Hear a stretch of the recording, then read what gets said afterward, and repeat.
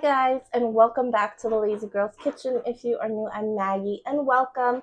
Today I'm going to share with you how to make this delicious and easy, really fancy almost, chicken. It's just leek and carrot filled, chicken that's filled with leeks and carrots. It's like a mixture.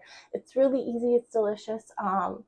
We make this quite often. We actually just make it with different fillings, but I want to show you how to use the leeks and the carrots one. It's so easy. It's delicious. Gabe loves it. So I am very confident that you will too. Bye, guys.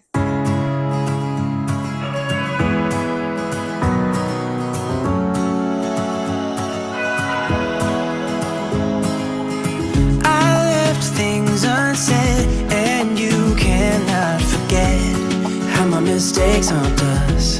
But do they really daunt us? Your tongue can be sharp, cut me close to the heart, but we can master the art.